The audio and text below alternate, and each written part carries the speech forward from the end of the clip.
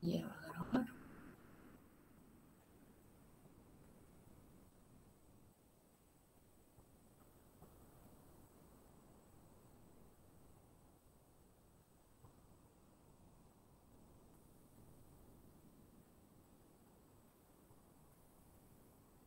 Ahí está. Ahora sí.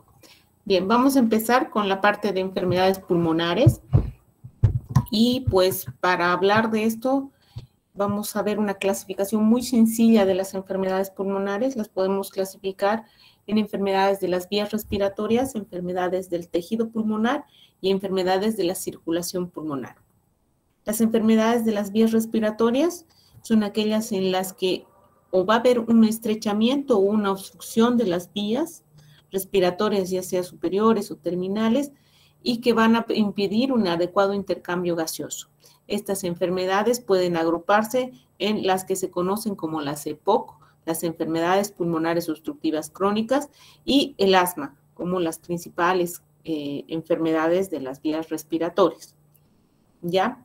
Las enfermedades del tejido pulmonar son las que van a afectar al tejido pulmonar mismo, al parénquima pulmonar, ya sea por inflamación o por cicatrización que impiden que el pulmón se expanda, ya se llene de aire y se expanda.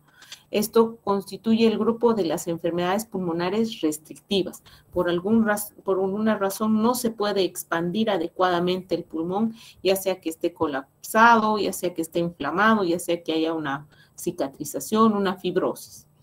¿Ya? Este grupo se conocen como enfermedades restrictivas. Y finalmente las enfermedades de la circulación pulmonar. Sabemos que los pulmones tienen su propia circulación que permite a las células pulmonares, a los neumocitos estar vivos, y también tiene una circulación que permite la oxigenación de la sangre. Estas enfermedades de la circulación pulmonar están relacionadas con precisamente la nutrición y la circulación de la sangre para el pulmón. ¿Ya? Entonces, estas situaciones también pueden impedir un adecuado intercambio gaseoso.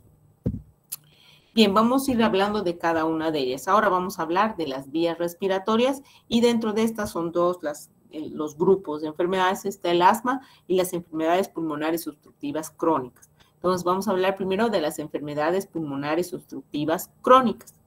¿Qué es esto? La EPOC o las EPOC en realidad, porque no es una sola, es un grupo de enfermedades obstructivas, ya es una de las enfermedades crónicas más frecuentes que afectan a la población mundial. Se asocian a altas tasas de morbilidad y mortalidad en el mundo y son de lenta evolución, son progresivas y a la larga van a llevar al deterioro funcional significativo de la función pulmonar y a la muerte. Es una enfermedad que en la gran mayoría de los casos puede ser evitable, puede ser prevenible y están asociadas principalmente al hábito de fumar. El 90% de las enfermedades EPOC, de las EPOC, están asociadas al consumo de tabaco y hasta un 25% de los pacientes fumadores la desarrollan. Entonces, es importante conocerlas porque pueden ser en la gran mayoría prevenibles. La prevalencia en general va a ir variando de país a país, ya de acuerdo a la cantidad de tabaco que consuman o también a los contaminantes ambientales que pueden existir. Pero se calcula que por precisamente los contaminantes ambientales, el humo del ambiente, esta prevalencia va a ir aumentando en los próximos años. Entonces, ¿qué son las enfermedades pulmonares obstructivas crónicas? Como les decía, no es una sola, sino es un grupo de enfermedades que van a tener en común la obstrucción de las vías respiratorias al flujo normal de aire, ya sea por una alteración funcional, por ejemplo, una constricción de los bronquios, y que a la larga, con el tiempo, van a generar una alteración estructural, un cambio en la estructura de los alveolos, de las paredes alveolares, y que van a terminar en un deterioro del intercambio gaseoso y deterioro de la función pulmonar.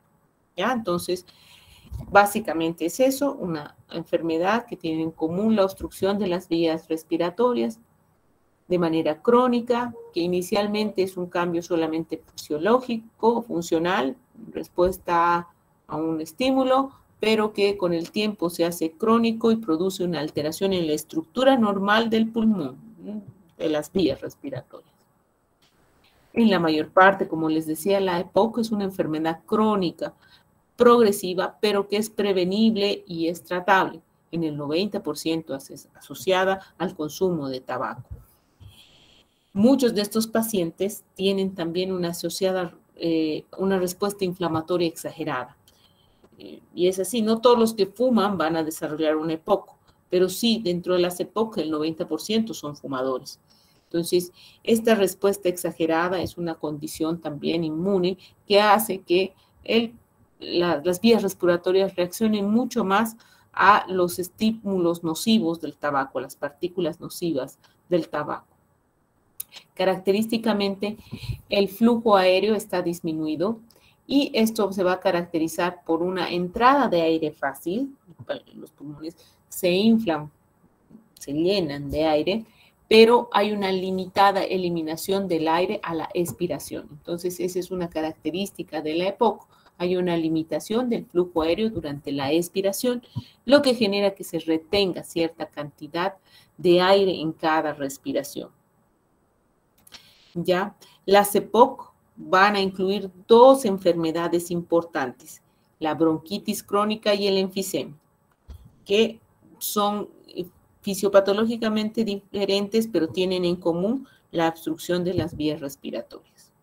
Entonces, las EPOC, si bien son prevenibles y en algún caso tratables, van a ser progresivas.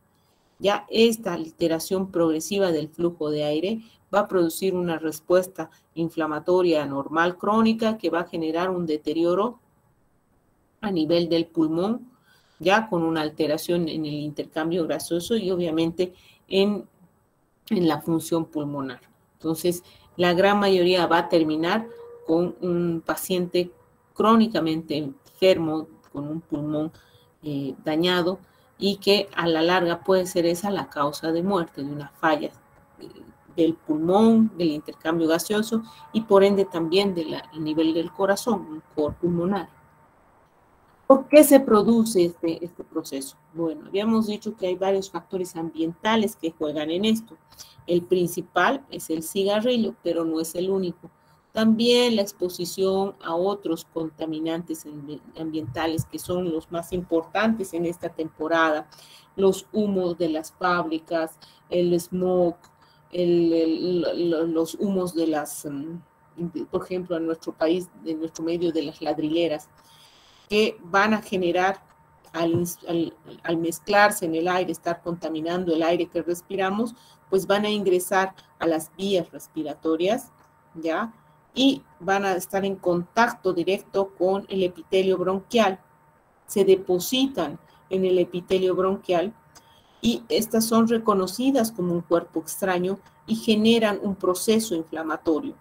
Como hemos visto, el proceso inflamatorio en farmacología va a generar la migración leucocitaria, la activación de los macrófagos, la activación y degranulación de los neutrófilos que van a ir como a atacar y van a generar un proceso inflamatorio a nivel de las vías respiratorias.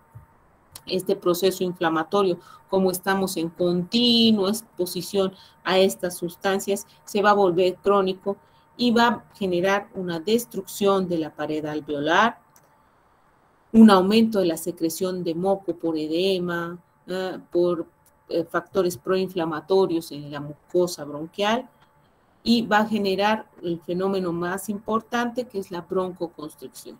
Entonces, sin duda alguna, los factores ambientales juegan un rol importante, pero la respuesta del individuo, que un individuo ante el estímulo de estos reaccione rápidamente y produzca un proceso inflamatorio, también juega para la producción de la enfermedad. Entonces, lo que ocurre es, básicamente, es un proceso inflamatorio en el que el tabaco y otros irritantes son el desencadenante, pero como les decía, no todos expuestos al tabaco que fuman. Pero yo no fumo y no tengo nada en mi pulmón. Sí, juegan ciertos factores que es la parte genética también. La exposición continua, esto va a provocar un proceso inflamatorio, hemos dicho, porque las partículas del tabaco, en este caso, la nicotina, algunos alquitranes que viene en el tabaco, pues se van a depositar en las vías respiratorias, las más pequeñas, y van a ser reconocidas como sustancias extrañas y van a generar el proceso inflamatorio. Entonces, la primera fase va a ser una inflamación pulmonar, hay migración leucocitaria, hay secreción de sustancias proinflamatorias, va a generarse la liberación de enzimas oxidativas de los neutrófilos que van a producir una lesión también en el epitelio, y esto con el tiempo, si se prolonga, va a generar tres fenómenos importantes.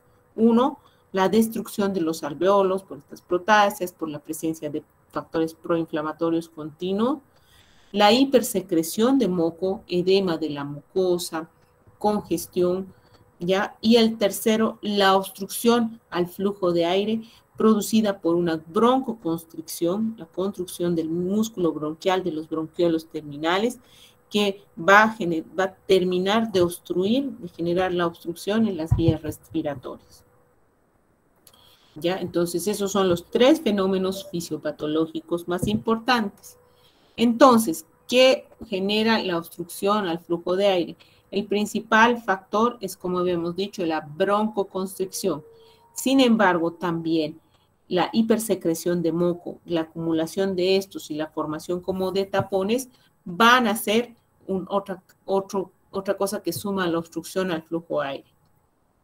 Hemos dicho al principio que en esta situación lo que ocurre, el flujo de aire ingresa con mayor facilidad y cierta cantidad de aire se retiene en las vías respiratorias terminales, en los alveolos, teniendo limitación en la expiración. Por lo tanto, ya al retardarse, al disminuirse la expiración, cierta cantidad de aire queda en los pulmones y estos están hiperinsuflados, hay una hiperinsuflación, pero no es que están mejor ventilados, no, son alveolos que están hinchados, pero que no se puede dar un adecuado intercambio gaseoso porque no se intercambia el aire, no sé si me entienden, no llega a desinflarse el pulmón en su totalidad. Y el tercer fenómeno, que es la destrucción de las paredes alveolares, empeora más este problema porque las paredes se rompen y forman como una especie de bolsas de alveolos que no pueden contraerse, que no tienen una buena irrigación y van a generar una alteración en el intercambio gaseoso, ¿ya? Va a haber zonas bien ventiladas, o sea, alveolos bien hinchados, pero mal perfundidos y viceversa, ¿no es cierto? Entonces, pese a que tengan los alveolos hinchados, llenos de aire, no va a haber un adecuado intercambio gaseoso. Entonces, ya el fenómeno básico es responsable por esos tres procesos. ¿Y cuál es la causa de la EPOC? Como les decía, no es una enfermedad, es un grupo de enfermedades que en realidad no tiene una causa única. Sí, el tabaco es el principal factor productor, pero no es el único. La exposición a otras partículas como les decía, el smog, el polvo, los contaminantes ambientales, los contaminantes interiores, mucha gente, en nuestro país menos, pero el uso de estufas, de chimeneas, sobre todo en invierno, van a contribuir a este proceso. Y también juega la genética. Hay cierta predisposición por el sexo masculino, por la edad, es más frecuente en edades después de los 50, 60 años, pacientes que tengan cuadros respiratorios a repetición, exposición a agentes virales a repetición, pacientes que tengan una situación económica también se ha visto baja porque están expuestos a mayor cantidad de contaminantes y de por sí uno de los factores que también ha contribuido, no es que sea la causa, sino son factores de riesgo, el envejecimiento de la población. Cuando las poblaciones son más mayores, pues llegan a presentarse de deterioro a nivel pulmonar. Entonces, vamos a describir estas dos entidades. La bronquitis crónica, primero, que es, como se dice, es la presencia de un cuadro bronquial de manera crónica. Esto implica que el paciente tiene que estar continuamente con síntomas y para poderla definir se pone tiempo. Se dice la presencia de tos productiva persistente en un paciente en al menos 3 meses consecutivos en un periodo de alrededor de 2 años. Es decir, en los últimos 2 años, este señor está enfermo 3 semanas, de ahí se ha sanado una, de ahí ha vuelto a enfermarse otras 2, de ahí se ha sanado y una semana, otra vez se ha vuelto a enfermar. Es decir, que sumen en total 3 meses consecutivos de infección, ya es un paciente que puede calificarse como una bronquitis crónica.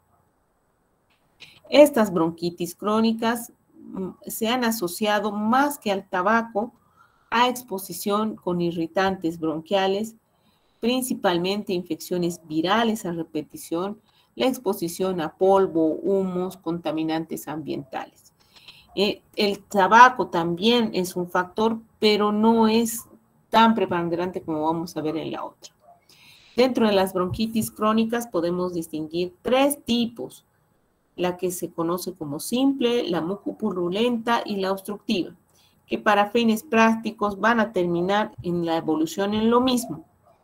La simple es aquella que básicamente el paciente va a tener solo tos productiva, como los criterios lo dicen, al menos 3 meses. La mucopurulenta va a tener estos episodios de tos productiva, pero va a tener episodios en que se va a sobreinfectar con alguna bacteria y va a tener pues síntomas de expectoración mucopurulenta, fiebre más abundante. Y la obstructiva es en la que más que la secreción, la tos productiva, va a dominar la obstrucción bronquial. Las 3 van a terminar y van a tener la misma fisiopatología. Entonces, primero, contaminantes ambientales, humo de cigarrillo, exposición a virus recurrente, van a crear una irritación crónica de las vías aéreas, ¿ya? Está expuesto el factor, se reconoce como agente extraño, inflamación.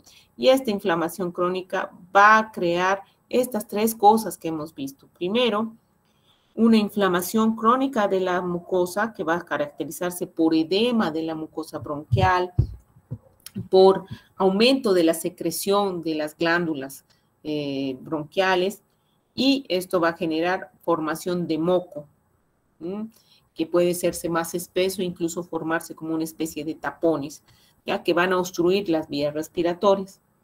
Un segundo fenómeno es que la presencia de inflamación crónica va a producir que haya una contracción del músculo liso bronquial, y esto puede producir una broncoconstricción crónica. Y el tercer fenómeno es que la presencia también de estos factores inflamatorios generan destrucción alveolar. Los alvéolos no son capaces de producir un adecuado intercambio gaseoso y se van destruyendo y a veces llenando de secreciones. Ya en este caso se llenan de secreciones. Entonces, ¿cuáles van a ser las manifestaciones clínicas? En realidad el paciente puede manifestar síntomas, pero no darle importancia. Tose, sí, siempre tose, todo el tiempo, tose habitualmente. Entonces, el síntoma que a veces el paciente no lo toma en consideración es una tos persistente con expectoración, que en ocasiones puede exacerbarse con un cuadro respiratorio viral o con una infección bacteriana. Y por lo tanto el esputo también va a ir cambiando, a veces es más claro, con estrés de sangre, a veces verde, amarillento, ya va a cambiar. Ya estos cuadros de tos, expectoración, se mejora 2 semanas, otra vez 2 semanas está enfermo, así sucesivamente, pues pueden durar muchos años. Además de la tos y la expectoración, este paciente va a tener clásicamente lo que se conoce como sibilancias, que es un sonido especial cuando pasa el aire por las vías estrechas, que como su nombre dice, silba. Es un silbido que es audible a la auscultación pulmonar. ¿Ya? Entonces, paciente tos recurrente con muco purulento, con estrías de sangre, con expectoración de distintos tipos, sibilancias y una disnea de esfuerzo que va a ser progresiva, inicialmente a grandes esfuerzos, después ya va a ir haciéndose a medianos y finalmente a pequeños esfuerzos. Esta tos, más frecuente a veces en la mañana y en el resto del día el paciente tose menos. ¿Ya? Y en la mañana es porque está acostado y las secreciones se acumulan y las elimina más en la mañana, ¿ya?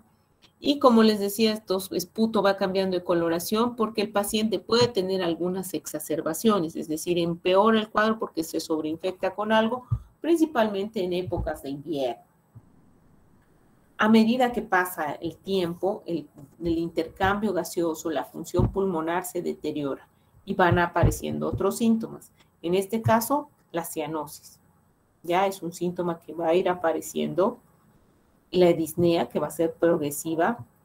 Y si esto persiste por mucho tiempo, no apoyamos, al final el paciente va a desarrollar también una insuficiencia cardíaca porque el pulmón no está manteniendo un adecuado intercambio gaseoso y esto va a también repercutir en el corazón, que va a tener todos los síntomas de una insuficiencia cardíaca, principal fatiga, disnea, edema. Entonces, estos síntomas, para que el paciente sea reconocido ya después, los síntomas más intensos, una disnea más importante, un corazón más insuficiente, usualmente pasan años, ¿ya? Y el paciente puede haber empezado con estos cuadros en la etapa de adulto joven y ya las manifestaciones clínicas más importantes se van a iniciar alrededor de los 45, 50 años. Entonces va a ser esta la típica facies de un paciente con bronquitis crónica.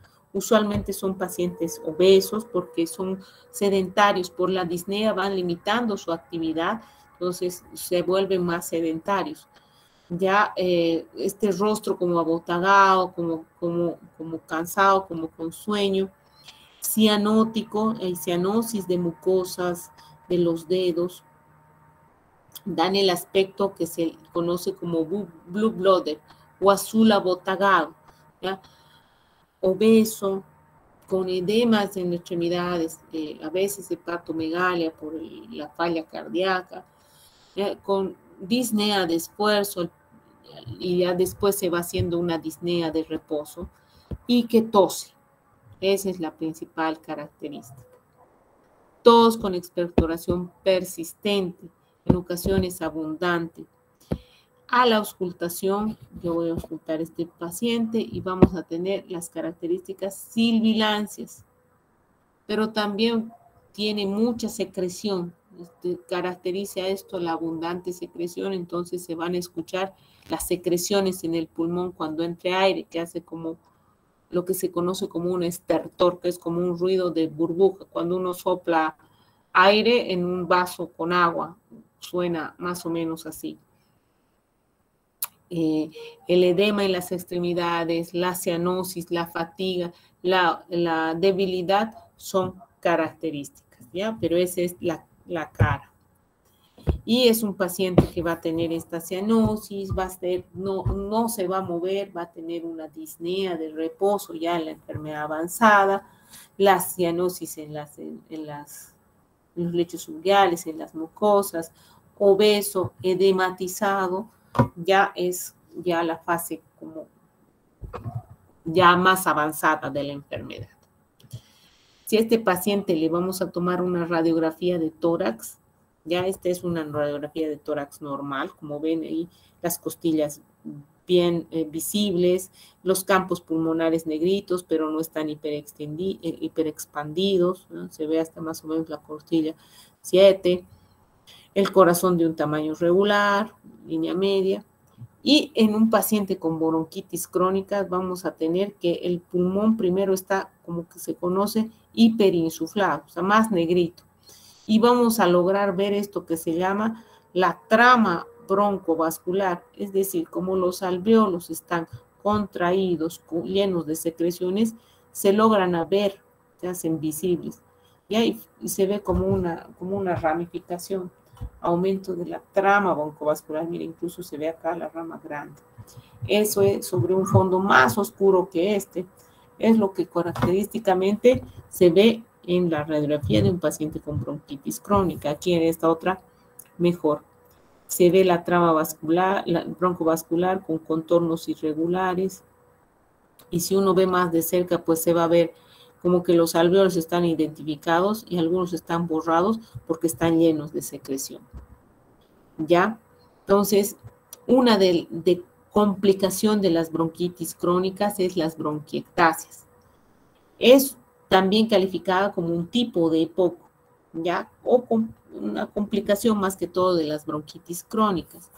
En este caso, la dilatación de los alvéolos está acompañada por un acúmulo de secreciones y se forman como abscesos dentro del pulmón. Estos alvéolos, sus paredes se debilitan, se rompen, se unen y se llenan de secreciones. Estas secreciones que se quedan ahí a veces se infectan, ya, y son un foco de infección y que pueden reinfectarse continuamente. Esta bronquiectasia resulta ser en una enfermedad, ya es una complicación, como les decía, de la bronquitis crónica. Y aparece secundaria a esta bronquitis crónica y a una infección también, como una neumonía, otra infección grave pulmonar. ¿Ya? Entonces, característicamente la clínica de estos pacientes va a ser primero una alteración pulmonar, porque el pulmón está destruido y con áreas como de abscesos intrapulmonares. Entonces, vamos a tener una disnea de reposo, vamos a tener tos continua y tos productiva, que en este caso va a generar una tos productiva con un esputo de muy mal olor, fétido, porque se acumulan las secreciones. Ya a veces la consistencia es mucopurulenta o a veces sanguinolenta, con sangre. El paciente es un paciente crónicamente enfermo, o sea que vamos a tener un paciente flaco, bajo de peso, con anemia. Y va a acompañarse de un deterioro en el intercambio gaseoso crónico, que característicamente va a tener esto que se llama dedos en palillo de tambor, ya por una o acropaquia crónica, mala oxigenación, y va a tener pues mucha disnea y cianosis, ¿ya? Las bronquiectasias son una complicación seria de la bronquitis crónica o alguna neumonía y que muchas veces requieren operar para hacer una resección de estas áreas de absceso, pero si son muy difusas, muy extensas, a veces es muy difícil y que lo que se opta es por un tratamiento antibiótico crónico para evitar la sobreinfección de estos acúmulos de secreción. ¿Ya? Entonces, la bronquitis crónica, el azul abotagado, paciente mediana edad, 40-45 años, antes tenía síntomas más leves, tos recurrente, un poco de disnea, ya la tos variable de intensidad y con también episodios de expectoración diferente, y que cuando la enfermedad empieza a avanzar vamos a tener tos productiva persistente, disnea que ya ha ido progresando y se vuelve en una disnea de reposo. Vamos a tener a la auscultación sibilancias pulmonares y estertores, que es la acumulación de secreciones en el pulmón. Vamos a tener cianosis y datos de edema y de insuficiencia cardíaca. ¿Ya? La otra enfermedad es el enfisema pulmonar. El enfisema pulmonar, a diferencia de la bronquitis, básicamente ocurre lo mismo, hay una obstrucción de las vías respiratorias y produce una destrucción y dilatación de los alvéolos. Estos alvéolos se agrandan, ¿ya? Y a tal punto se agrandan y se dilatan con aire. En el anterior eran con secreción, estos se dilatan con aire, lo que se conocen como bulas enfisematosas, que a veces pueden ser difusas y amplias y pueden también hacer que el pulmón no logre intercambiar oxígeno, porque son dilataciones que no tienen buena irrigación. Entonces, el enfisema es igual a una enfermedad de evolución crónica que se va a caracterizar por lo que hemos dicho: obstrucción de las vías respiratorias, acumulación de moco y la destrucción de las paredes alveolares, que en este caso se van a formar como bolsas, ¿ya? A eso se llaman bulas enfisematosas. Y estas bolsas son incapaces de contraerse y poderse eliminar, y como hay retención de aire en la expiración, se van hinchando y se van formando como grandes bulas que van a ir destruyendo el parénquima pulmonar. Entonces, en este cuadro, en el enfisema, sin duda alguna, el consumo de cigarrillos es la causa más común. Y no se habla de que, consumí hace una semana y voy a tener la siguiente enfisema. Hablamos de consumo crónico de cigarrillos. El humo del tabaco provoca la liberación de una serie de químicos especiales en los pulmones que van a generar un daño pulmonar, ya no precisamente un aumento de las secreciones, sino un daño pulmonar que hace que los alvéolos se destruyan y se llenen de aire. Es una enfermedad igualmente crónica, es decir, que a medida que pasa el tiempo, al principio el paciente no va a sentir síntomas, pero a medida que pasa el tiempo, se deteriora el intercambio gaseoso, las bulas son grandes y eso puede llegar incluso a la muerte, ¿ya? Esta es una enfermedad predominantemente en varones, pues creo que ligado a la causa del cigarrillo. Igual se desarrolla entre la cuarta y quinta década de la vida. Y la causa más común está asociada al consumo de tabaco. Entonces, ¿qué es lo que ocurre? Como hemos visto, el enfisema va a generar estas bulas, estas dilataciones alveolares llenas de aire. El cigarro se deposita en las paredes alveolares, principalmente los residuos del cigarro, que es la nicotina, algunos alquitranes que están contenidos en el cigarro, que se forman cuando se quema el tabaco, ¿ya? Perdón. Y la presencia de estos contaminantes va a generar este proceso inflamatorio crónico que va a generar estos tres fenómenos y que en este caso destruye las paredes, pero no llena de secreción, sino llena de aire, ¿ya? Entonces, ¿por qué el cigarro y por qué este patrón? En realidad, el fumar que activa estas células, se ha visto que van a generar, hemos visto la elastasa, que son unas proteasas que destruyen la pared alveolar. Entonces, la elastasa normalmente está inactivada por algunos inhibidores, como el alfa-1 antitripsina. Y se ha visto que ciertos pacientes pueden tener una deficiencia de alfa-1 antitripsina y que el cigarro, los contaminantes del cigarro, pueden generar una alteración en la alfa-1 antitripsina, lo cual evitaría la inhibición de la elastasa y lo cual generaría una mayor destrucción de las paredes alveolares, con la consiguiente formación de enfisema, ¿ya? Entonces, esa destrucción de las paredes al tejido conectivo de las paredes alveolares va a generar que haya unas grandes dilataciones, alvéolos más grandes, pero mal irrigados. Entonces, si no están bien irrigados, no hay un adecuado intercambio gaseoso y los individuos con enfisema severo van a tener los pulmones hinchados, grandes, dilatados, pero que no intercambian oxígeno y van a tener hipoxemia asociada, ¿ya? Van a tener cianosis, van a tener acúmulo de CO2 porque no hay manera de intercambiar y a la larga también va a desarrollar una falla cardíaca porque el corazón se esfuerza en intercambiar, en bombear sangre oxigenada que por la falla pulmonar no se puede lograr. Entonces, ¿cuáles son las manifestaciones clínicas? No es algo que se genere de un día para otro igual, esto es un proceso crónico y los síntomas aparecen en esa edad. El más importante es la disnea. En estos pacientes la disnea es precozmente ya de esfuerzo, a mínimos esfuerzos. Casi no tienen tos y expectoración, ya casi no tosen, pero sí mucha disnea. Disnea, taquipnea y dentro de la auscultación pulmonar lo que vamos a escuchar es una expiración prolongada. Claramente el aire tarda un tiempo más en salir que en entrar, ¿ya? Estos tipos de pacientes son los que se llaman los pink puffer o los rosados, sopladores rosados. Entonces, ¿qué vamos a tener? Como el pulmón está hinchado con alvéolos grandes, vamos a tener un tórax como expandido.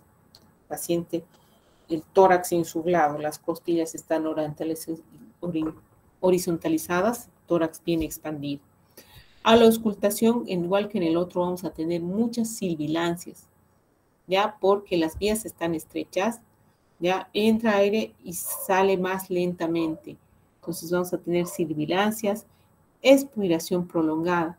Y como va a entrar el aire en unas cavidades grandes, que son los alvéolos dilatadas, ese aire, pues, no va a generar ese ruido característico que es el murmullo vesicular, que es cuando el aire entra al alvéolo y sale, ¿ya?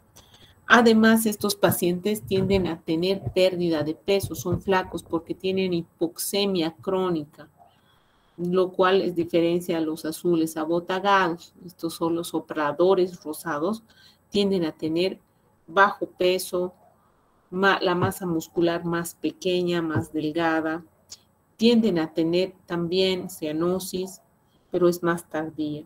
¿Ya? Estos son más delgados y generalmente respiran rápido y tienen disnea más precozmente que los pacientes con bronquitis. Entonces, característicamente en estos pacientes vamos a ver lo que se conoce como el síndrome de rarefacción. En estos, el tórax, como les decía, es un tórax expandido, con las costillas horizontalizadas. Miren, acá es como un pecho amplio, ¿ya? Y los pulmones van a estar llenitos de aire, más dilatados, más expandidos. Si uno ve, el pulmón va a llegar hasta más abajo todavía, ¿ya? Y si yo percuto, voy a sentir como un globo lleno de aire y esa resonancia es muy característica en los pacientes con enfisema. A la auscultación voy a escuchar sibilancias, como decía, expiración prolongada y voy a escuchar también que el murmullo vesicular está disminuido. Y a veces puede haber alguno que otro estertor, que es como el ruido de soplar en el agua, en un vaso de agua, y eso son algunas secreciones en los bronquios, pero no es la característica, casi no tienen secreción. Entonces, un paciente con enfisema se va a ver así, más o menos a diferencia del otro. Estos son muy delgados, hay atrofia muscular, y esto es porque tienen hipoxemia crónica y retención de CO2. Ya son entre 50 y 75 años. La disnea es muy severa desde el principio, o sea, disnea de reposo, generalmente están en reposo, incluso esta postura en trípode para ampliar el tórax. La tos es escasa, con expectoración también prácticamente ausente. El tórax amplio, expandido, aunque los músculos flacos, ¿ya? Vamos a tener a la auscultación sibilancias, expiración prolongada y vamos a tener un murmullo vesicular disminuido. Y estos individuos se ven rosados, no se ven cianóticos. En la mayor parte de los casos se ven rosados por la cantidad de CO2 que está presente en la sangre, ¿ya? En la radiografía, a diferencia del otro que veíamos una trama broncovascular, aquí vamos a ver que el tórax es mucho más amplio, ya se puede leer hasta más abajo, las costillas están separadas, están horizontalizadas, el tórax tiende a ser más amplio y vamos a ver que el pulmón tiende a no verse nada de trama, más bien al contrario, ser mucho más hiperinsuflado, se ve como negro todo el pulmón, ¿ya? Entonces, las diferencias entre uno y otro. El abotagado azul y el soplador rosado. El abotagado azul obeso, cianótico, abotagado, como su nombre dice, con sueño, somnoliento, siempre medio lento. En cambio, el soplador rosado, o el pink puffer, va a ser un tipo delgado, con las extremidades atróficas, la cara rosada, no tienden a ser tan cianóticos, sino más bien rosados por la retención de CO2, con gran cantidad de disnea, tienen incluso la postura con el tórax un poco hacia adelante para lograr una mayor expansión. Disnea importante, el tórax en tonel, ya, y casi no tosen. En cambio, el abotagado es un paciente echado, no está haciendo trípedo, echado y tosiendo y con secreción. Entonces, aquí nuevamente describirlos. El enfisema inicia un poquito más tardío que la bronquitis crónica, pero básicamente los síntomas van a irse desarrollando lentamente, ¿no? En ambos casos.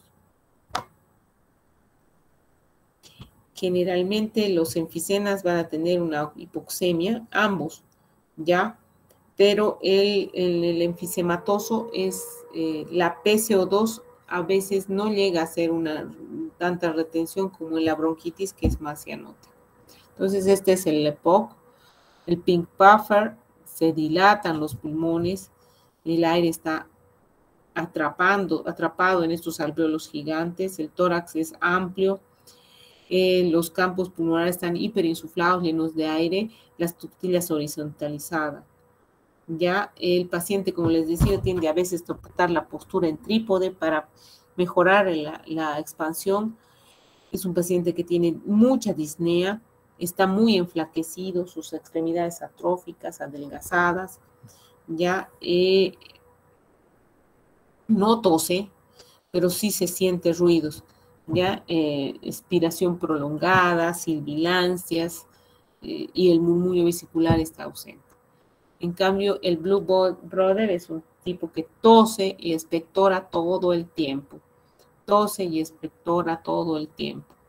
Y al tener los alvéolos llenos de secreción, pues se deteriora el intercambio gaseoso. En estos casos también tienen disnea, pero la disnea es más tardía y es disnea igual progresiva de esfuerzo, ¿ya? Son obesos porque son sedentarios porque hacen esfuerzo, retienen CO2, entonces siempre se andan durmiendo, son obesos por eso, ¿ya? Ahí están los dos patrones. Y en realidad esto pues se convierte en una enfermedad crónica que al final la causa de muerte es la presencia de falla cardíaca, la insuficiencia cardíaca. Ya la neumonía la vamos a ver en la parte de